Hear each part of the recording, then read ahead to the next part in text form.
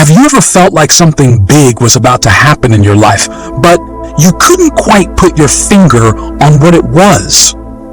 Many people sense these shifts as they approach a new season in their lives. Sometimes these signs are clear.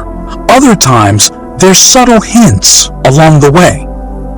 Think of it like getting ready for a surprise. You know it's coming. You just don't know what it is yet. The key is to stay alert and open to whatever unfolds. Now, let's talk about what this means for you spiritually. Imagine that these changes are orchestrated by God. Yes, God might be setting the stage for something extraordinary in your life.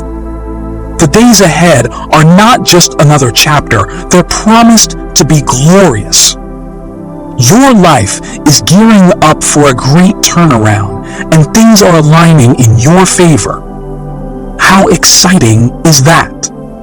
But listen to this. You need to be ready to catch these opportunities. The first sign that change is near. It starts with a call to draw closer to God. This call is a bit like a wake-up call, nudging you to pay attention and prepare. And the preparation begins right in your mind, which is essentially the control room of your life and destiny. Listen to this. Your mind can really influence what happens in your life.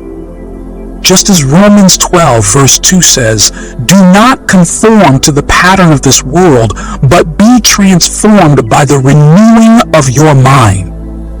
This isn't just poetic, it's practical. Renewing your mind means aligning your thoughts with God's thoughts, which prepares you to move forward into what He has planned for you. When your mind is renewed, you start to see things differently. You'll be able to test and approve what God's will is, His good, pleasing, and perfect will. Without this transformation, everything might seem like just another opinion or a casual thought. But with it, you align yourself with God's grand plan for your life. You'll start to notice it in subtle ways.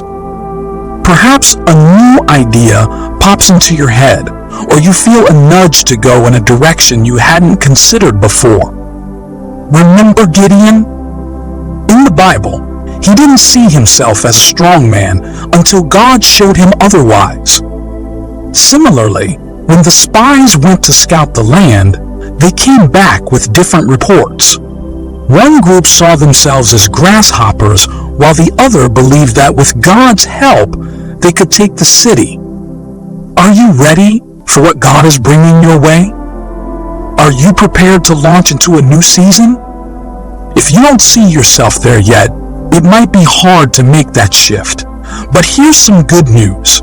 God is ready to work on your mind, to clear away any limiting beliefs and to plant seeds of positivity. All you have to do is allow Him to guide you. Ready to walk into everything God has destined for you. Let's begin this journey together.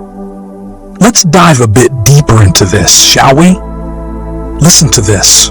You're about to start something new, a big project, a life change, maybe a new job or a personal transformation.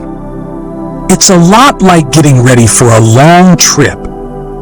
You wouldn't just jump in the car and go, right? First, you'd pack, plan your route, maybe even check the weather. In the same way, God prepares you before launching you into a new season of life. Here's the thing. God's preparation is not just about making sure you have the right stuff. It's about ensuring you're spiritually tuned in and ready. This tuning happens through something deeper, a call into fellowship with Him. It's about getting to know God better and understanding what He wants for you in this new chapter. This deepening relationship is crucial because it helps clarify your path and the steps you should take. Now, you might wonder how exactly God does this. Well, it could happen in several ways. You might get a vision, or perhaps God will speak to you through your dreams. Maybe you'll find your direction from passages in the Bible or feel compelled to spend more time in prayer. These are all ways God can reach out to guide you, much like He guided many in the Bible. Remember Moses and the burning bush? That was God's dramatic way of giving Moses his mission instructions. Yours might not be as theatrical. Maybe it's just a persistent thought or a deep conviction that it's time to sit down and listen more intently to God. These are signs that it's time to focus and really tune in to what God is trying to tell you. And when you do tune in, expect to be blown away. God has a knack for dropping ideas into your lap that are too good to ignore. Ideas that could change your story from ordinary to extraordinary. But here's a key point. You can't hear these ideas if your mind is crowded with the daily noise of life. It's like trying to hear a whisper in a storm. That's why it's important to find a quiet space, both physically and mentally. Habakkuk said, "I will stand at my watch and station myself on the rampart. I will look to see what he will say to me and what answer I am to give to this complaint." Then the Lord replied, "Write down the revelation and make it plain on tablets so that a herald may run with it." Habakkuk 2, verses 1 to 2. What Habakkuk is talking about here is being ready and in position to receive God's message, then making sure it's clear enough, not just for you, but for others who need to hear it too. When God draws you into this secret place, it's not just for a casual chat. He's preparing you, showing you His plans, and empowering you for what's ahead. Your job is to stay connected, to listen, and then act on what you receive. Writing down what you've learned or been told to do can help cement these things in your mind. And here's where obedience comes in. It's one thing to hear God's instructions. It's another to follow them. You might have spent days fasting and praying, but if you ignore what God tells you to do, those efforts might not yield the results you hope for. Obedience is the real key, doing what God asks, even if it seems challenging or uncomfortable. This brings us to Cornelius' story in Acts chapter 10, verses 3 to 4, where an angel tells him, "Your prayers and gifts to the poor have come up as a memorial offering before God." This is a powerful reminder that God notices our actions and our heart. For Cornelius, this meant a pivotal change in his life, the moment he received salvation and the Holy Spirit. So, what does this mean for you? It means that every act of kindness, every prayer you whisper, even when you think no one notices, God sees. And sometimes, these acts are the seeds for the next big thing God wants to do in your life. A change in your story often starts from the inside out. It might not be visible at first. For Cornelius, a Gentile, receiving salvation was a huge deal because Gentiles were often seen as outsiders by the Jewish people. His internal change was monumental, even if on the outside it looked like any other day. Remember, God meets us at our point of need, and when He does, it's usually not in small ways. If you feel that pull, that invitation to spend more time with God, don't ignore it. It's possibly the beginning of something new, something big. God is getting ready to change your story. Are you ready to listen and follow His lead? Let's think about this a bit more, okay? Sometimes, life might feel like it's just drifting along, and you're not sure where it's heading. That's when God often steps in, highlighting certain areas of your life that need a bit of work or a new focus. Imagine, it's like God pointing to a map, showing you where to go next. This isn't just random. It's perfectly planned for your growth and to prepare you for what's coming. So, let's say God nudges you toward reading a specific book on finances or inspires you to attend a seminar. At first glance, these might not seem like life-changing events. But remember, nothing God directs you to do is trivial. Everything has a purpose, building you up, filling your toolkit with what you'll need for the journey ahead. Think about Ruth. She followed her mother-in-law Naomi to a new land with no guarantee of what the future held. It seemed like a small step, following Naomi, but it was a step directed by faith. Because of her obedience, she met Boaz, and this connection didn't just change her life. It placed her in the lineage of Jesus Christ. You can find this story in the book of Ruth in the Bible. It's a powerful reminder of how significant a seemingly small decision can be when guided by faith. These strong urges you feel, the ones that push you to make a decision, pay attention to them, especially when you sense they're from God. They're not random. They're part of a larger plan.